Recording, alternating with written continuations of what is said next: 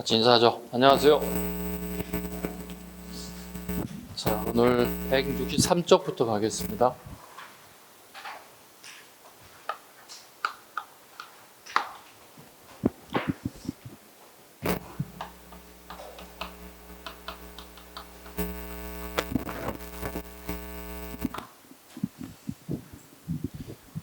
발해 불교부터인데요. 발해 불교는 시험에 특별하게 나올 건 없어요. 목차상 들어가 있을 뿐이에요. 안 하셔도 돼요. 그죠? 그 다음에 삼국의 유교에 대한 얘기입니다.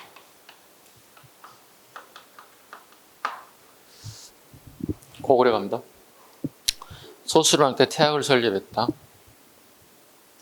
소수령 때 태학을 대학이 좀 지면 큰 학문을 한다는 뜻이죠. 예, 박사들이 오경과 중국 역사를 교육했다. 영양왕 때 이문진 신집을 갖다가 편찬하였다. 역사서죠. 고구려백 신라의 역사는 공통적으로 여러분이 알고 계셔야 되고 암기도 하셔야 됩니다. 그죠? 그 다음에 백제 근초광식의 박사 고홍이 역사서인 서기를 편찬하였다. 가장 빠르죠. 우리 역사서를 본다면 가장 빠른 게 근초광식입니다. 그 다음에 흑치상제 묘지명, 이게 한번 기출된 문제이기도 합니다.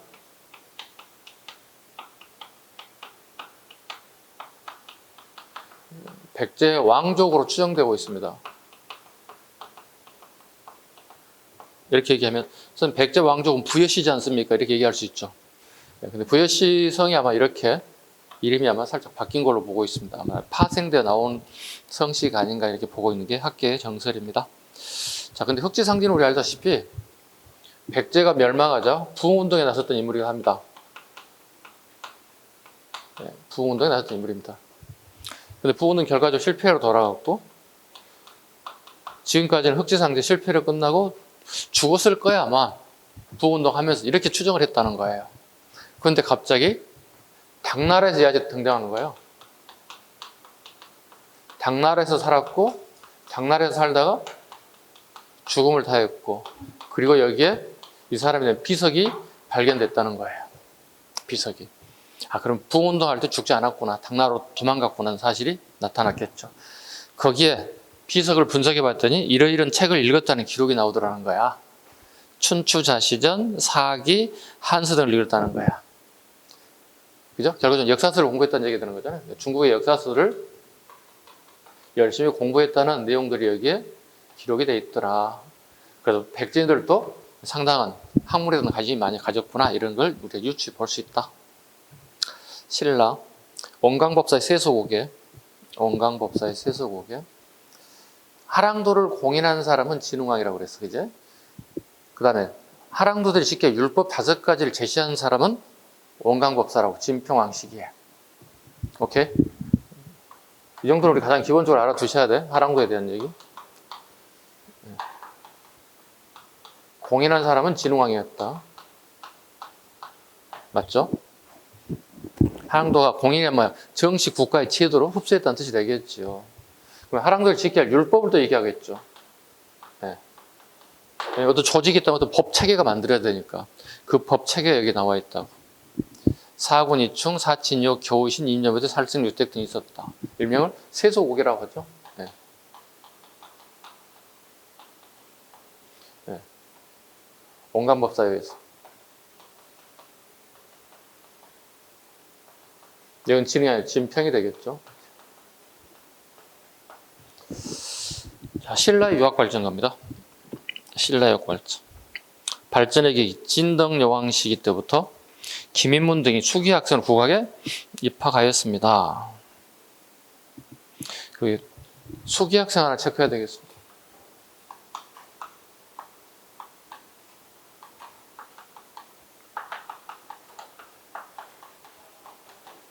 당나라에 파견된 우리나라의 학생들, 요즘 치면 국비 장학금 받아서 가는 애들 이렇게 공부 잘해서 이런 기정도 해석하면 될 것 같아요. 꼭 갔다고 할 수는 없겠지만 김인문 등이 수기 학생으로 국학에 입학하여 공부하게 되었다.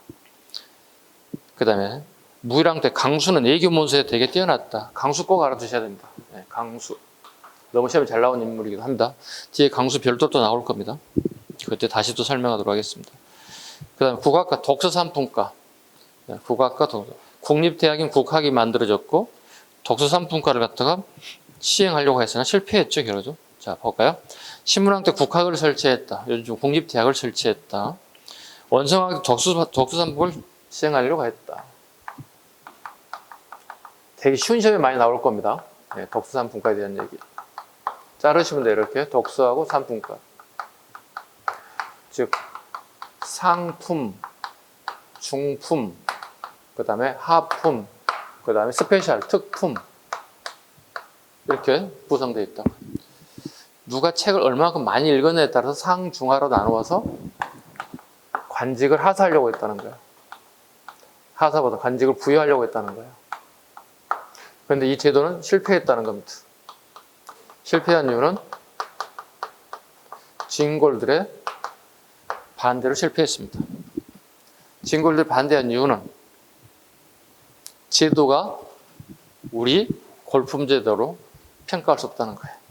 어떤 제도가 우리 신분을 뛰어넘을 수 없다. 평가할 수 없다. 이런 의미입니다.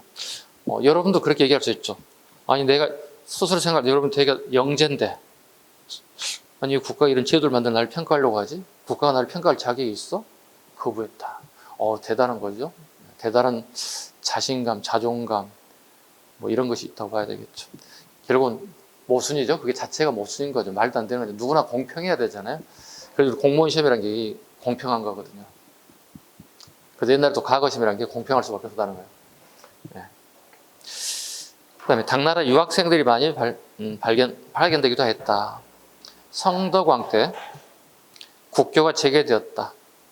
그러니까 단교되고 한 60여 년 만에 재개됐습니다. 60여 년 만에 재개됐습니다. 재개된 원인은 뭐였나요? 배경은 뭐였나요? 발해가 당을 공격할 때 신라가 발해 남쪽을 쳐주는 액션을 취했다. 이걸 계기로 해서 당이 신라와 국교가 다시 재개되는 수교를 맺게 되는 계기가 되었다. 그 결과 당에 유학한 신라에도 증가했다. 박인범, 최치원, 최승우 등이 당나라 빈곤가에 합제했다. 박인범, 최치원, 최승우 등이. 보통 우리 삼채란 얘기 많이 들어보셨죠? 세 명의 공부 잘하는 최씨들이 있었다는 그 중에 하나가 지금 최치원, 최승우 등이 있다.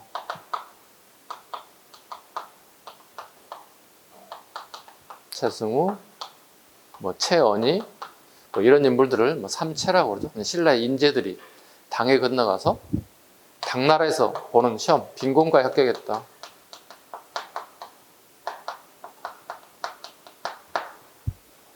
이렇게 얘기했더니 빈곤과가 또 뭔지 모르는 사람들이 있어. 기초가 약하신 분들 봐야 돼요. 빈곤과란 당나라에 온 유학생을 대상으로, 그죠?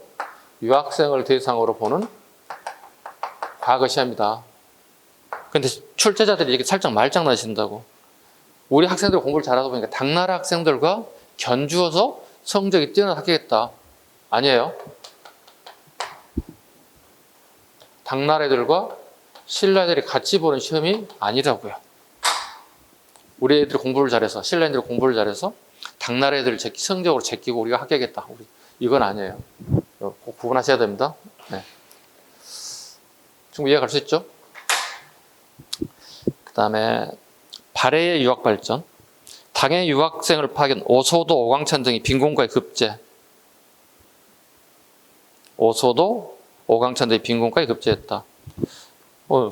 결국 뭐야? 신라인들과, 그죠? 또 발해인들도 있었다는 얘기가 되는 거거든. 이렇게. 네, 오소도, 오광천 같은.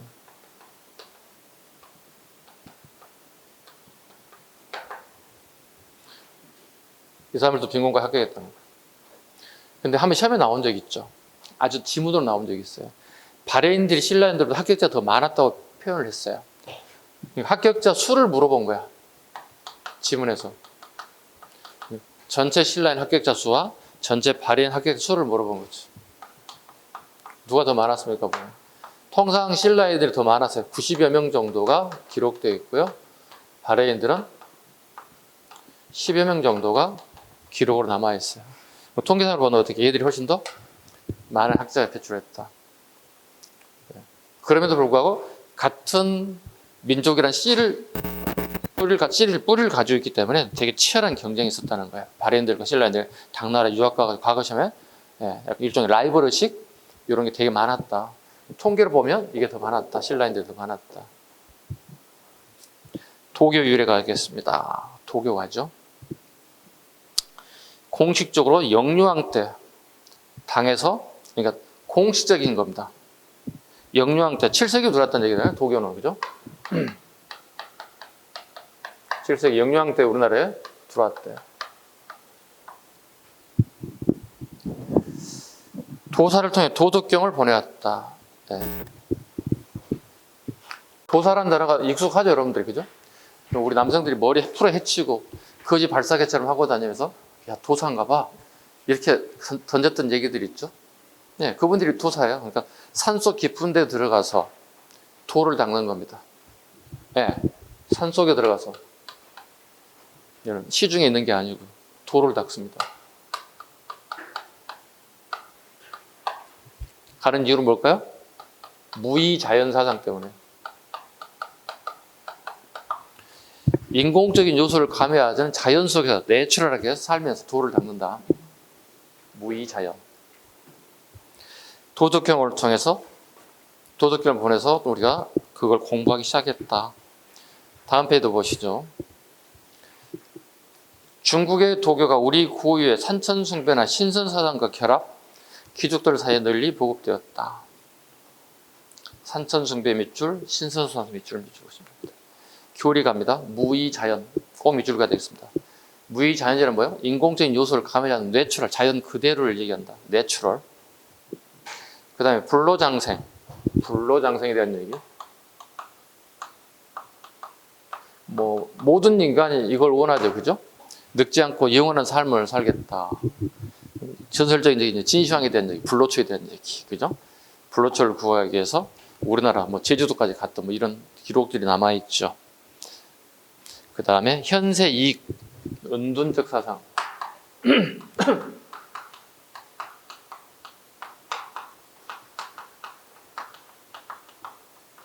현세 이익 볼까요?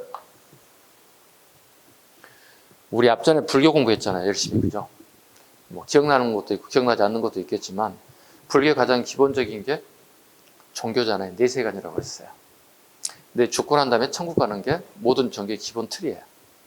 근데 도교는 뭐예요? 나는 죽어서 천국 가는 게 별 관심 없어. 내가 살아생전에 뭐야? 이익을 얻어서 쓰겠어. 내가 지금 이익을 얻어서 쓰겠다고. 내가 죽어서 천국 갈지 안 갈지 누구도 증명해 줄 수 없잖아요. 나 장담할 수 없잖아요. 여러분 스스로도 장담할 수 없잖아요. 이렇게 되면 이제 우리가 종교를 가질 수가 없어. 선생 같은 생각을 가지면 종교를 가질 수가 없어. 불교든 기독교든 내가 가져갈 수 없어. 불신하면, 믿지 않으면 불신하게 되면 교회가 됐든 성당이 됐든 절을 가든 갈 수가 없다는 거예요. 은둔사상. 여러분이나 저는 기본적으로 여기 가슴속에, 머릿속에 은둔사상이 있을 거예요. 왜? 여러분 봐봐. 초, 중, 고, 뭐 대학, 남성들 뭐 대학, 군대 시절까지 생각해 보세요. 내가 힘들 때 어떤 생각을 했죠, 가끔씩?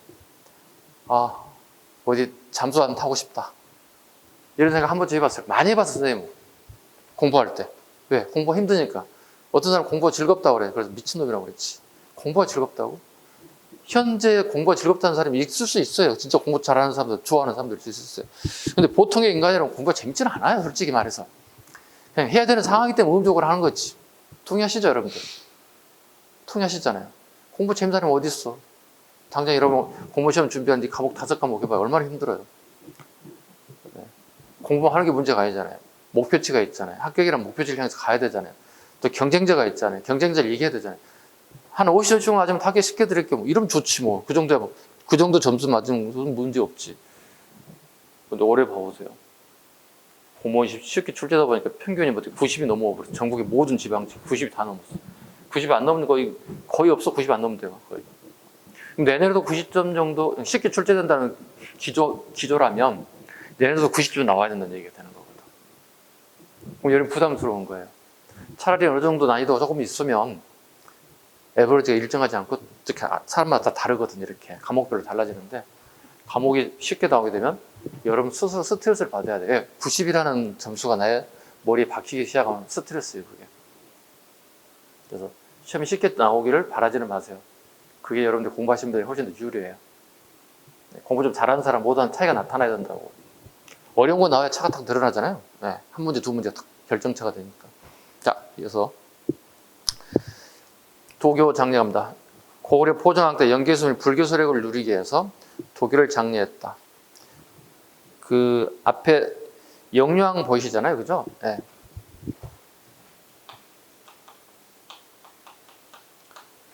영유왕이 하는 게 뭐냐면 대당 강경책이죠. 대당 강경책이죠. 맞아요? 틀리잖아요. 대당 강경책 누구예요? 연개소문이에요. 그럼 영유왕은 뭐죠? 이제 우리가 수나라와의 전쟁을 겪어봤잖아요. 더 이상 새롭게 등장한 당나라하고 싸우고 싶지 않은 거예요. 싸우고 싶지 않은 거예요. 그런데 연개소문은 영유왕의 이와 같은 완화된 정책에 대해서 반대할 수밖에 없었던 것들이에요. 그리고 연개소문이 권력을 잡기 위한 쿠데타를 명분이 이게 되는 거예요. 그 영유왕을 제거하고 그 조카인 포장왕을 옹립하게 되는 거예요. 그럼 이거 뭐야? 포장왕 꼬맹이니까 어떻게 연개소문에 그냥 가지고 놀겠지. 바지왕이죠. 요즘 속된 말로 하면 바지왕인 거지. 자, 봐봐. 도교 장려 봐봐. 고구려 포정왕 때 연개소문이 불교 세력을 누리기 위하여 도교를 장려했다. 왜? 당나라에 대해서 강경책을 펼쳐야 되는 명분을 만들어야 되는 거니까. 중국 도교의 차이점. 단약을 먹고 불로장수 추구하는 중국의 도덕에 달리 삼국의 돈, 우리나라 도교는 금욕주의를 존중하였다. 그럼 산천의 기를 흡수하는 수련의 성격이 강했다. 이건 안 하셔도 돼. 이런 건 안 하셔도 돼. 그 다음에 고려백 신라의 도교 설명을 합니다. 영유왕 때 연개소문이 도교를 장려했다. 두 번째, 포정왕 때 연개소문 불교서를 누리기 위해서 도교를 장려, 불교 사찰을 도관으로 쓰기도 하였고 전국의 명산 대첩에 도교식 제천 행사를 하기도 했다. 영양, 보덕에 밑줄 그어야 되겠죠. 백제로 망명, 연개소문에 반발한 거죠. 그죠? 불로장생에, 도교 불로장생에 대항하기 위하여 열반정을 개창하였다. 불교에서는 뭐죠? 사람 한번 태어나면 어떻게 죽죠. 열반한다고 하죠. 그 불교용어로 열반이라고 하거든요. 열반정을 개창하기도 했다. 그 다음에 니을번, 고분벽화의 사신도와 고분벽화의 사신도 밑줄 그어야 돼. 고분벽화의 사신도와 여수장 우중문시의 지족이라는 단어를 통해서 알 수 있다. 그 니을번 앞에다 별표를 5개 할까요? 빈출입니다. 그 부분이. 고분벽화의 사신도, 청룡, 백호, 주작, 현무,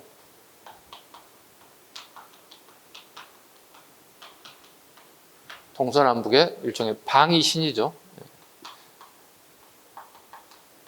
방위별로 신을 표시했다. 네 군데에 신이 있다. 이걸 일명 사신도라고 하더라. 이건 도교에서 오더라. 그래서 우리나라에 중국의 대표적인 게 뭐죠? 주작대로가 있더라. 당나라의 제도를 발해란 나라가 주작대로를 만들어내더라. 오케이? 남쪽으로 길게 뻗은 길이더라.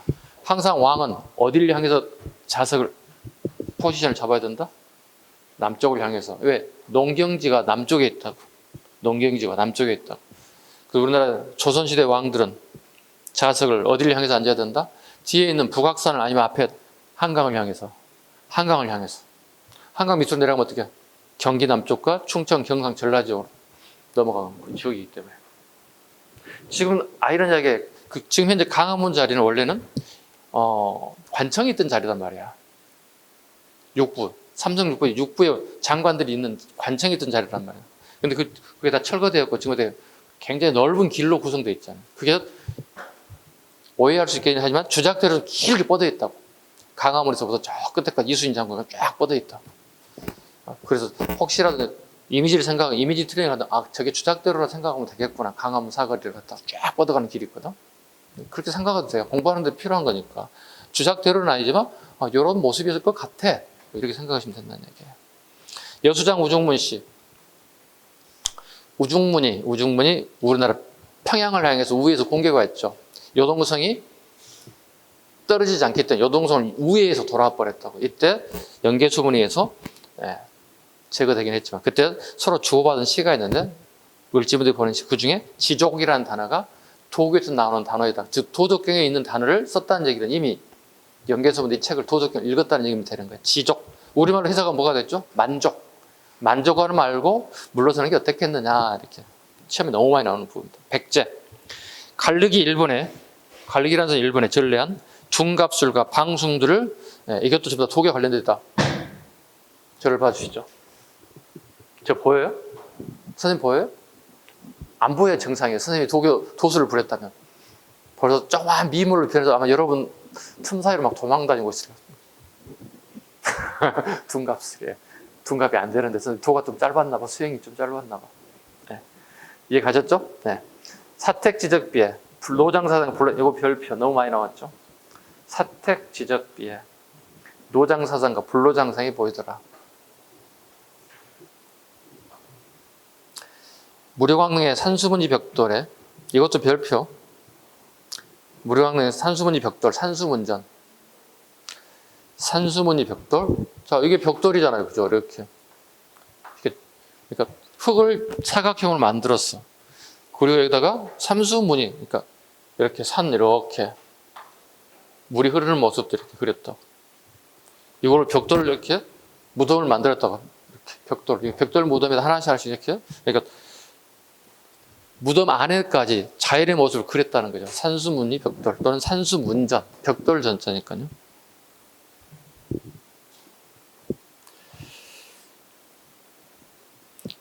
그다음에요. 지석의 매직권도 밑줄로 가야 되죠. 매직권. 이 매직권도 살 매자입니다. 내가 이 땅을 사서 내가 여기에 묻힐 수 있는 권한이 있다는 뜻이에요. 이게 도교 사상입니다. 도교 사상입니다. 그럼 샀다는 증거가 뭐로 남아야 됩니까? 무덤 안에 뭐가 발견돼야 됩니까? 합해 동전이 발견돼야 돼. 땅에 지신에게 내가 이 땅을 사고 여기 묻힐 수 있는 권한이 생깁니다. 그럼 매직권 하게 되면 거기는 무조건 무령왕릉 안에는 무조건 동전이 발견돼야 돼요. 동전이 발견돼야 돼요. 금동대학로, 오른쪽에 금동대학로 보시죠. 우리 백제 예술 작품 아니겠습니까? 백제 금동대학로. 신선이 사는 이상세계를 표현하였다. 그 신선이는 산속에 들어가서 이렇게 악기를 연주하는 모습으로 그려져 있습니다. 그게 가장 그 당시에 이상향이었던 거예요. 이상향이었다는 겁니다. 백제 금동대학로. 이거 누가 만들었나요? 우리 백제 쭉 건너왔잖아. 누가 만들었어? 누가 만든 줄 몰라요? 누구를 위해서 누가 만든 거죠? 아버지를 위해서 만들었다고. 누가 죽었지? 성왕이 죽었잖아. 전쟁 때 나고 죽었잖아. 쉽게 해서. 그럼 그의 아들이 이걸 만들었겠지. 아들로 치면 부의 창이 되고 왕으로 미호로 하면 이도왕이 되겠지. 그지? 아버지를 위해서 멋진 향부를 피우겠다. 제사 지낼 때. 내가 할 수 있는 아버지를 위해서 할 수 있는 게 그거밖에 없다는 거죠. 미음은 근초광 때 막고이 장군이 도덕경을 인용하여 백제왕이 고구려 공격을 만류시켰다. 무릇 만족할 줄 알면 욕되지 않고 멈출 줄 알면 이토록 않다는 도덕경의 구절을 인용하여 태자에게 신중히 할 것을 권하였습니다. 근초광이 어디를 공격하고 있나요? 고구려를 공격하고 있어요.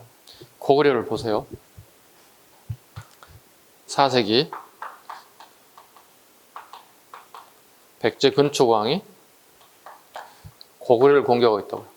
누가 죽었죠? 고구려 왕이 고구려왕이 전사하게 됐잖아요. 그죠? 이때 밑에 있었던 막고이 장군이 건의한다고요. 막 고했어요. 더 이상 가지 않으셔도 될 것 같다고요. 왜? 고구려도 어떻게요? 피해자와 전사자가 상당수 있다는 거예요.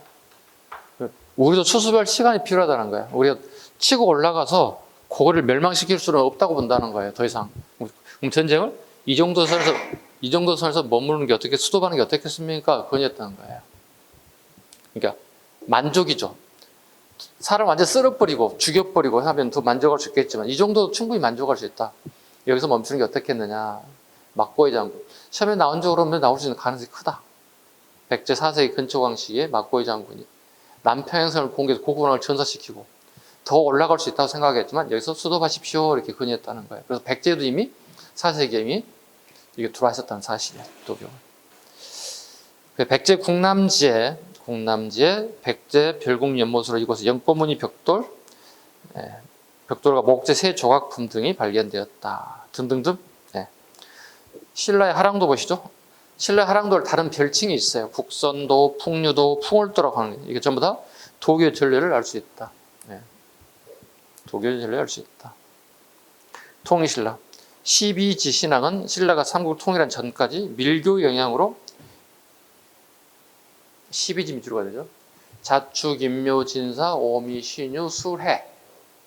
그죠? 이걸 12지라고 하죠. 또 12지가 아닌지. 여러분 전부 다 띠 쓰시죠, 띠. 여러분 나이도 있고 생년월일도 있고 무슨 띠 이런 게 있잖아요. 뭐 호랑이띠, 뭐 뱀띠, 뭐 이런 거 있잖아요. 이게 도교예요. 이게 도교예요. 여러분 선생님 저한테 물어보세요. 종교 있었습니까? 물어봐 주시죠. 물어봐 빨리. 선생님한테 종교 있냐고. 있어요. 뭐냐고 물어봐. 도교야. 선생님 산 좋아해. 산을 좋아해서 한 일주일 동안 잠수함 타고 싶어. 못 타고 있어. 근데 도교야. 왜? 띠가 있어 내가. 무슨 띠가 있어. 여러분도 마찬가지. 똑같지 않나요? 공부 시작하고 나부터 여러분들 한 일주일 동안 잠수함 타고 싶어. 산속 깊은 데 들어가 시원하게. 대신 가서 수박 하나 가지고 가 싶어. 시원하게 해서 수박 먹으면서 일주일 동안 아무 생각 없이 있다 왔어.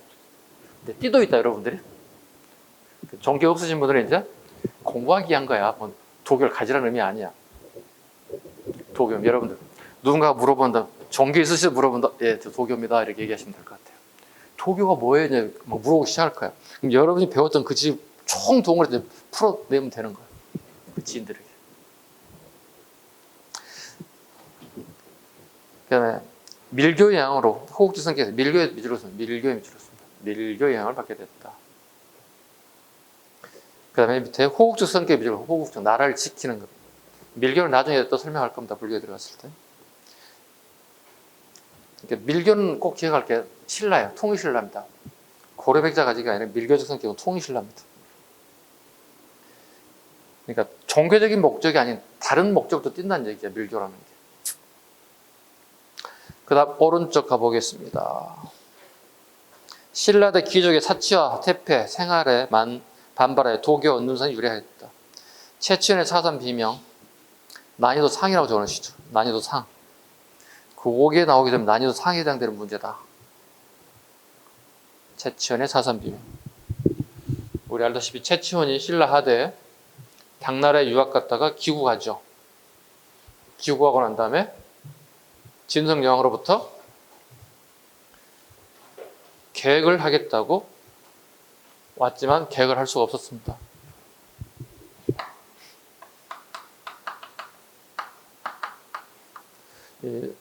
최천 나웃을 항상 물어본 것 중에 하나가 진성여왕식입니다. 크게 따지면 신라 하대 인물이기도 하고요.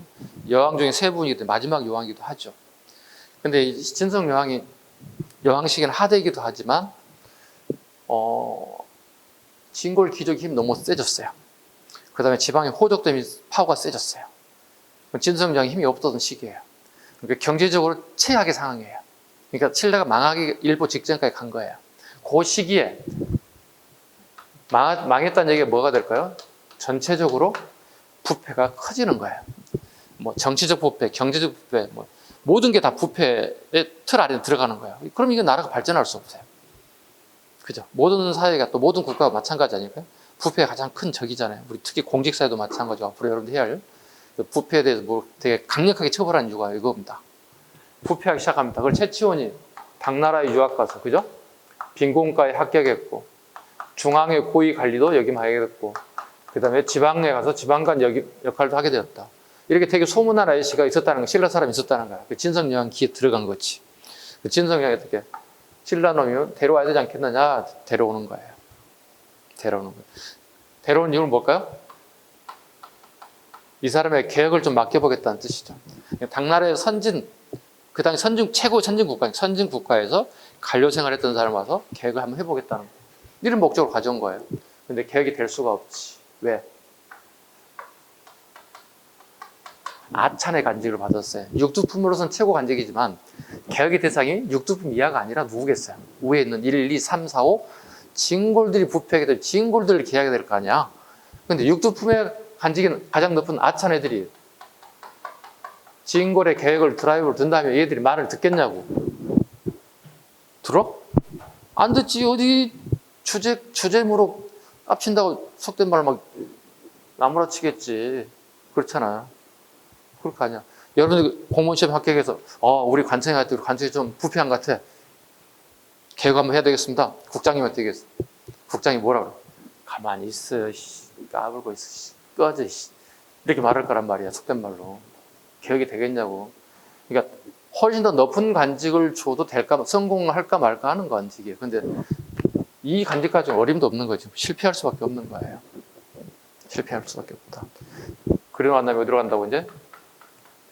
우리 최천 아저씨가 산속으로 갈 수밖에 없다는 거예요. 산에 가면 유일하게 말동무들이 있다고 여기에. 그나마 공부 좀 한 스님들이 여기 계신다고. 근데 이분들 어떻게 당나라 유학 같은 당나라에 대한 관심을 많이 가지고 있어. 스님들이 당을 유학까지 못 하신 분들 당나라 어때요? 절들은 어때요? 막 여러 가지 궁금한 사항이잖아요. 우리가 지금 이제 미국 아니면 예국을 그러니까 주변 나라 예국을 갖다가 우리가 가보지 못한다면 가본 사람이 오면 어떻게 되게 관심같이 야, 미국 어때? 일본 어때? 중국 어때? 막 궁금하잖아. 꼭 같은 논리를 보시면 돼요. 채치원도 말 상대가 될 만한 수준의 사람들이 산속에 다 있는 거야. 산속을 갈 수밖에 없던데. 그런 스님들과 유대 관계를 맺고 그분들과 삶을 같이 하고 또 그분들이 죽었을 때 거기 비석을 남기기 시작했다. 그럼 비석에다 글을 쓰기 시작했다. 채청 같은 거 쓰기 시작했죠. 그걸 분석해 봤더니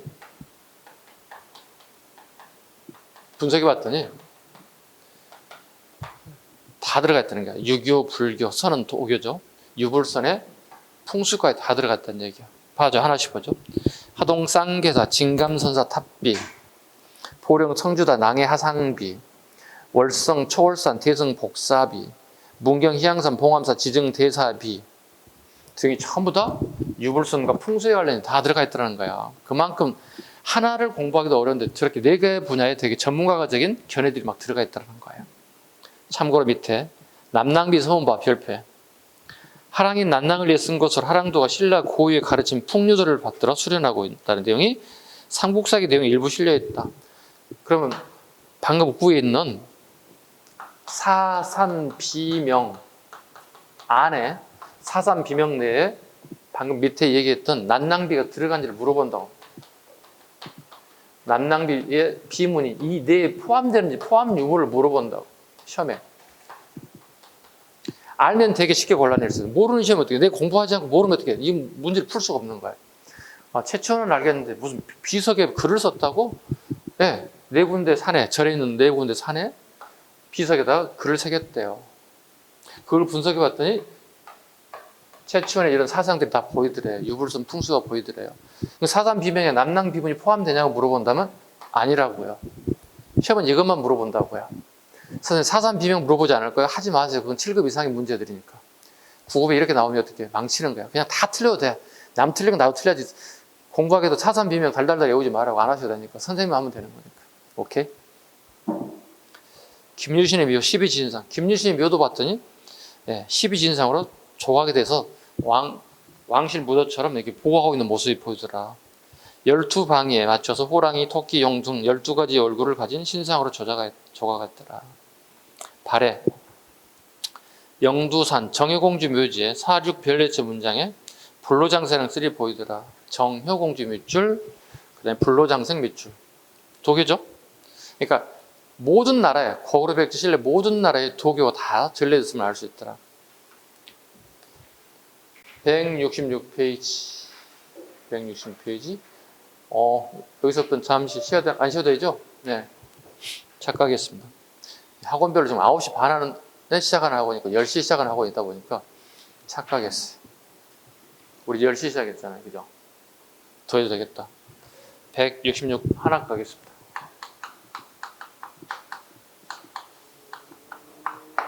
하나 가면 보입니다. 하무락입니다. 강수, 설총, 채치원. 이 세 분 다 잘 나와요. 네, 다 잘 나온 분들이에요. 강수 봅니다. 청방인문서. 청방인문서. 영어로 쓸까요? 리퀘스트. 청합니다. 리퀘스트. 방, 비지트. 입문. 입문. 사람 이름, 김인문 이름입니다.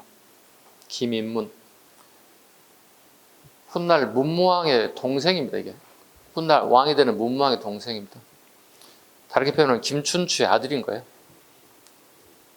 그 사람을 우리나라에 다시 보내주면 안 되겠습니까? 우리나라를 방문해 주면 안 되겠습니까? 이렇게 글을 요청했다는 뜻이에요. 보죠? 김인문, 김춘추의 둘째 아들 석방해 줄 것을 청한 문서 같은 것으로 청방 임무표로 당나라 고종을 감동시켜 김인문을 풀어 이루하게 하였습니다. 자, 김인문은 우리가 삼국 통일 과정 중에 김춘추에 의해서 김인문 둘째 아들이 당나라에 보내졌습니다. 당 황제의 수기비용으로 간 거야. 따라다니는 수기비용으로 간다고. 근데 전쟁이 끝났음에도 불구하고, 나당 전쟁이 끝났음에도 불구하고 돌려주지 않는 거야. 그러니까 한 나라의 왕의 아들이고, 왕의 아들이 인질 비슷한 성격으로 잡혀 있는 거야. 그러면 당나라에 대한 정책이 되고 우리가 강경하게 나갔을 때 강경책을 펼칠 수가 없는 거야. 왜? 한 나라의 왕의 아들인 왕자가 일종의 인질처럼 돼 있으니까. 누구도 데려오기 쉽지 않은 상황이었다. 그런데 강수가 나서서 이 글을 써서 당나라 고종이 감동받아서 풀어줬다는 거야. 그렇게 기록이 남아있으니까 어쩔 수 없지. 우리가 본 적은 없으니까. 답 서린기서. 서린기에 답을 남겼습니다. 이게 되게 시험 잘 나오죠. 답 자르시죠. 답 서린기 자르시면 돼요. 답 서린기 서 이렇게 자르시면 돼요. 서린기는 당나라 장군이죠. 예. 서린기가 우리나라에게 일종 예교 문서를 보냈다는 거예요. 예교 문서를 보냈다는 거예요. 근데 예교 문서를 보냈는데 우리가 보세요. 우리가 공부를 되게 많이 했음에도 불구하고 중국 애들이 쓰는 어휘와 한문이 있어요. 잘 모르는 것들이 있어요. 그러다 보니 우리가 이게 해석이 잘 쉽지가 않아요, 이게. 그럼 왕 입장에서는 되게 고민거리 중에 하나 아닐까요? 아니, 예교 문서가 왔는데 완벽한 해석을 할 수가 없다는 거예요. 왜냐하면 한자 해석 하나 잘못하면서 오류가 발생해도 엄청 다른 뜻으로 변질될 수 있다는 거잖아요. 그렇죠, 우리가. 가끔 우리 영어 번역하다 보면 전혀 다른 뜻으로 번역이 될 수 있잖아요. 문법에 충실하지 않았을 경우에, 그죠? 한문도 꼭 같거든요. 근데 서린기가 보낸 편지를 갖다가 해석이 잘 안 되고 있는 거예요. 수소문한 거예요. 우리나라는 이와 같은 문장을 해석할 수 있는 사람이 없단 말인가? 막 이렇게 한탄한 거야, 왕이. 밑에 신하들이 얘기한 거죠. 저기 딱 한 명이 있습니다. 한 명이 있는데 지금 현재 관리가 아닙니다. 시계에서 공무원이 아닙니다. 그럼 뭔데? 그럼 뭐 하는 애가 근데 이거 가능하단 말이야. 왕이 일단 되게 궁금하잖아요. 인재잖아요. 그 정도 해석 능력을 가진 애가 있는데 왜 우리가 없다는 얘기예요. 불로라고 얘기하잖아요. 신하들이 얘기해 주죠. 실은 육수품인데 강수가 경상도 산골 꼴짝에 처박혀 있는 거예요. 찾아봐야 되는 거야. 근데 왜 산골 쪽에 처박혀 있는 육수품 관직이 나와야지 왜 거기가 있는 거야? 강수에 대한 스토리가 좀 있는 거예요. 일단 육두품이에요. 일단 김씨가 아니잖아요, 그죠? 육두품이에요. 이게 이제 러브 스토리가 좀 있어요. 러브 스토리가 좀 있어요. 러브 스토리 때문에 초야에 묻혀서 하는 거예요. 강수가 청소년기에 올라오면서 사랑을 싹트기 시작했어요. 근데 사랑의 대상자가 대장간이라는 대장장이의 딸이어서 최하의 미천한 신분의 딸이었어요. 그 여성과 짝 사랑이 되면서 사랑이 싹트기 시작했어요. 이게 이제 아니 뭐 요즘에 뭐 신분의 벽이 뭐 이런 게 없잖아요. 거의 없잖아요. 그죠? 뭐 국경도 없고 외국인과 결혼도 할 수 있고 결혼 안 해도 되고 연애 안 해도 연애 하고 싶으면 다 자유니까 뭐 상관없지. 부모님도 터치 안 하잖아요. 그죠? 마찬가지인가요? 네. 선생님도 집에 애들이 있지만 터치 안 합니다. 연애를 하든지 말든지 뭐 알아서 하겠지 뭐 다 컸는데 뭐 관여하게 되면 기분 나빠할 거고 싫어할 것 같고 똑같아요. 여러분 부모님 똑같아요. 선생님도. 자, 근데 이제 아버지가 물어보는 거야. 아버지 물어보고 강수에게. 왜냐면 이렇게 결혼하게 되면 신분 낮은 대로 내려가는 거예요. 내 남자의 신분이. 대장간의 신분 최하 측면에 내려가게 되는 거야. 아버지 걱정돼 물어보겠지. 아버지도 공부를 많이 하신 유학자예요. 물어보죠. 아들, 이런 상황이 될 텐데, 너도 신분이 뚝 떨어질 텐데, 이렇게 사랑해서 결혼을 하게 되면, 강수가 아버지한테 대답합니다.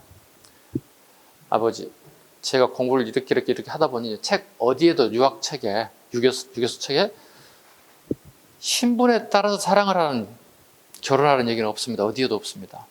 내가 좋아하는 사람과 연애하고 결혼하고 행복하게 살고자 하는데 그게 뭐가 잘못입니까?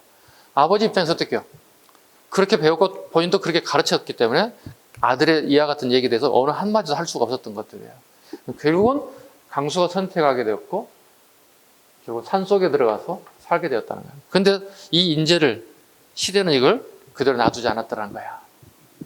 이와 같은 인재가 필요했던 거예요. 원체 지식인이었던 거예요. 그래서 콜에서 데려옵니다. 직독 좋게 쫙 해줍니다. 직독. 네, 쫙 해줍니다. 읽고 바로 직독 좋게 다 해주는 거예요. 야, 답장 좀 써. 예. 뭐라고 쓰면 되겠습니까? 답장 쓰는 거예요. 자, 밑에 답장 보시죠. 답장 보시죠. 선생님 책에만 있는 답장이에요. 시중에 나와 있는 공무원 교재는 없는 답장입니다. 선생님 책에만 있는 답장 중에 하나입니다. 보겠습니다. 677년 설인기가 문무왕에 보낸 편지의 강수의 답장입니다. 매미 잡는 사마귀가 참새 무서운 줄 모른다더니, 약간 의적 표현이 많이 들어가 있죠. 그 작은 땅에서 감히 반역을 도모하려 하는가라고 비난하고 겁을 줬다. 문무왕은 강수를 불러 답설인기를 쓰게 하였다. 양식을 주느라 신라 백성들은 풀뿌리도 부족한데 먹을 게 없다는 얘기야. 신라인들은 전쟁통에 먹을 것도 없는데 당나라 군사들은 식량이 남아돈다며 전쟁에 국력을 쏟은 신라의 고난을 묘사했다.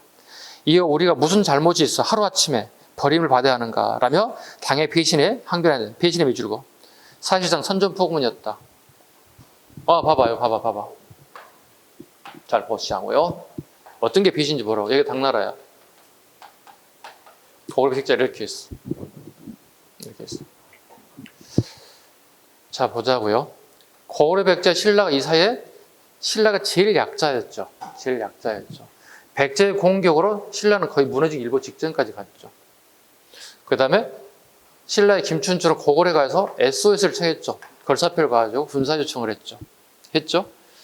그래서 이때 고구려 짱 아저씨 누구죠? 연개소문이었죠. 연개소문이 딜을 하죠. 도와줄게.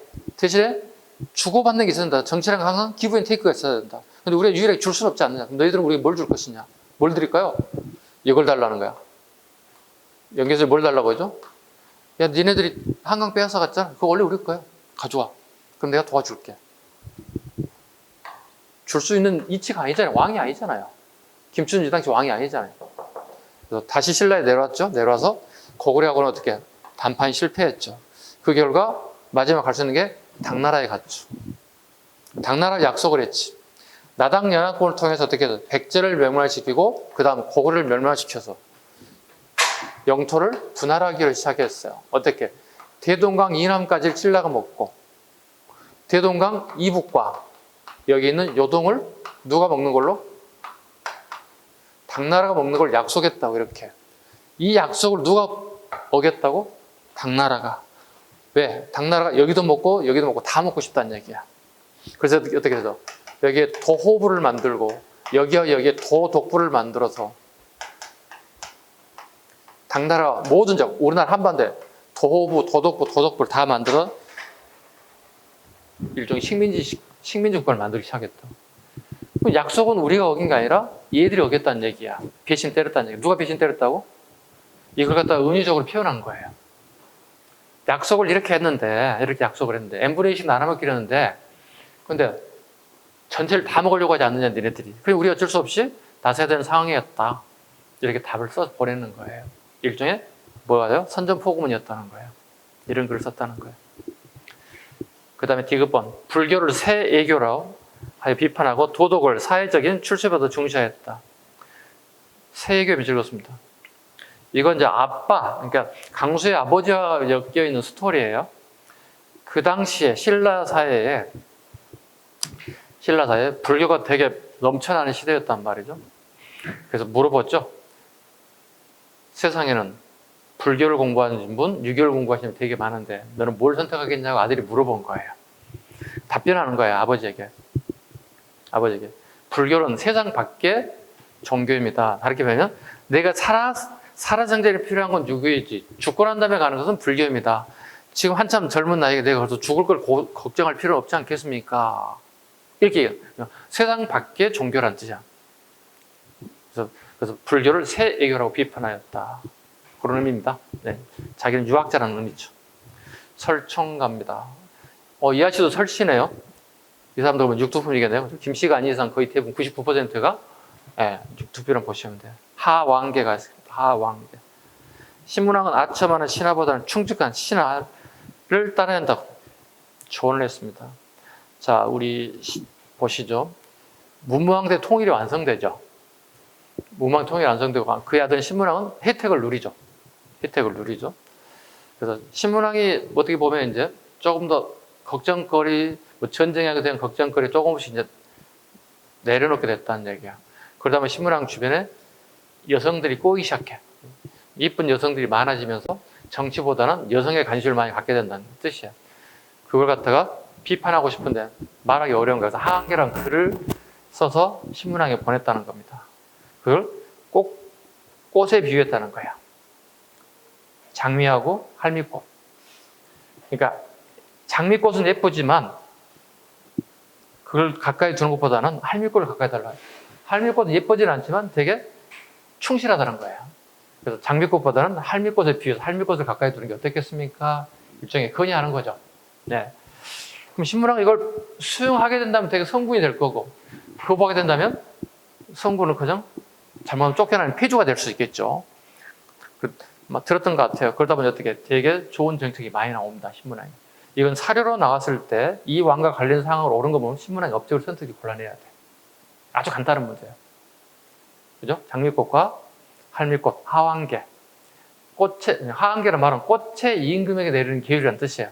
살짝 적어놔도 돼요, 여러분들이. 하완계란 해석. 꽃의 임금에게 내리는 계율. 꽃을 좋아하는 임금은 잘못하면 이렇게 됩니다. 율이라는 건 법을 얘기하는 거잖아요.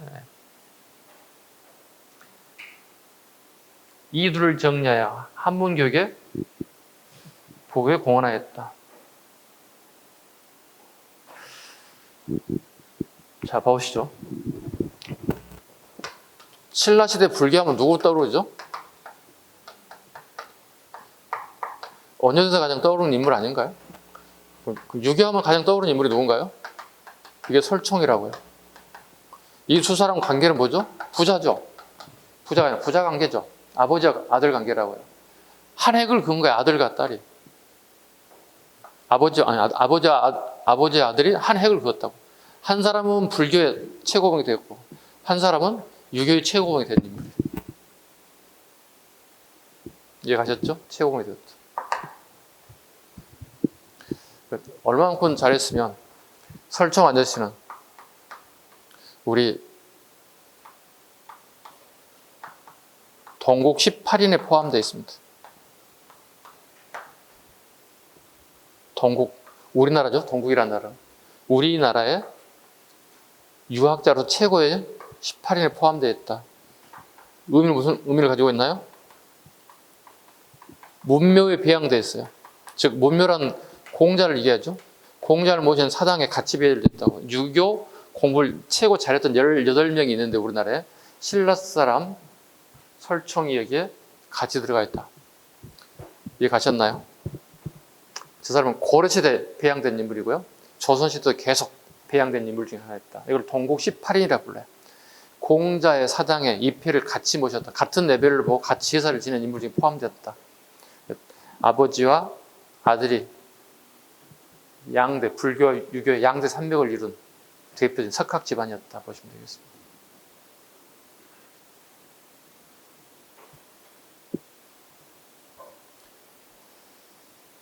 김대문. 김씨의 동그라미 치면 되겠다.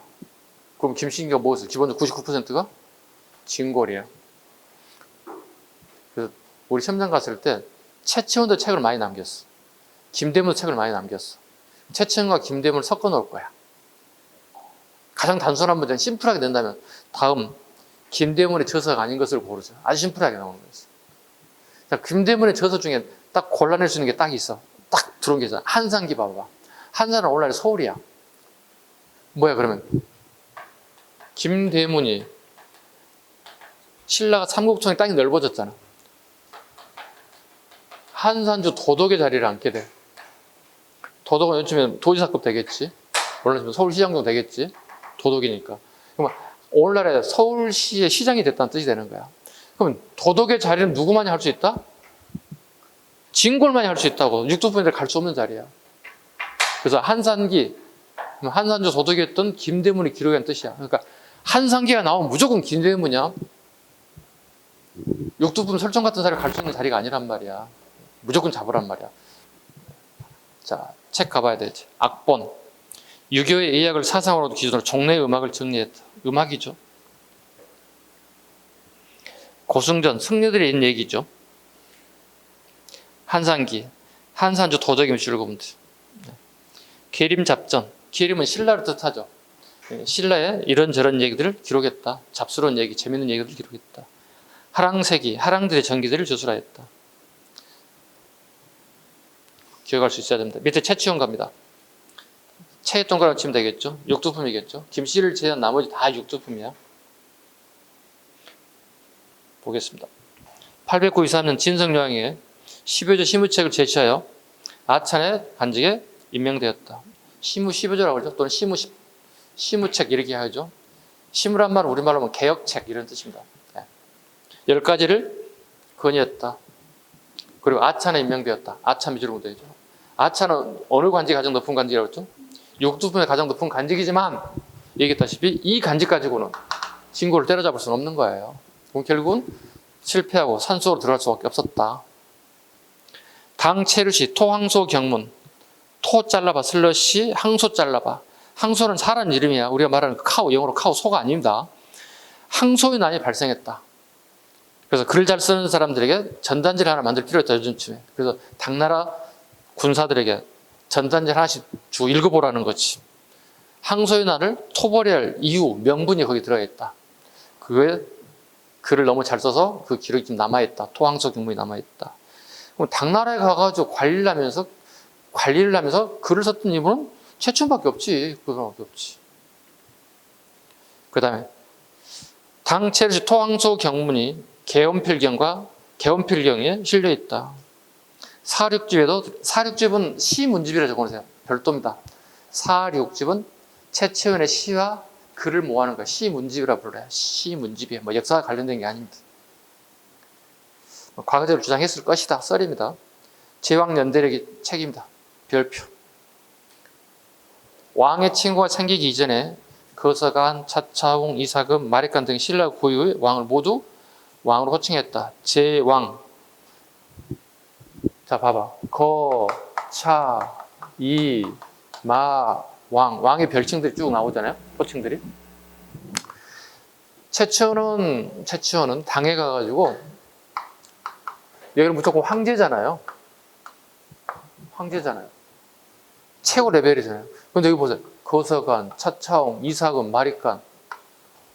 일종의 뭐 군장이야, 군장급이야, 이건 뭐. 게임이 안 됐잖아. 전부 다 왕으로 바꿔야 되겠다. 최소한 요 밑에 정도 해야 되지 않겠느냐 생각한다는 거지. 우리나라의 왕들의 시켜서 레벨, 수준을 조금 올려야 되겠다. 명칭을 좀 올려야 되겠다. 네.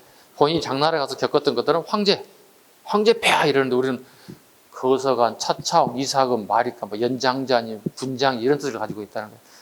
제왕연대력이 훨씬 더 낫겠다. 오른쪽에 사료는 여러분이 좀 읽어봐 주시기 바랍니다. 조금 쉬어갈까요? 네, 쉬겠습니다.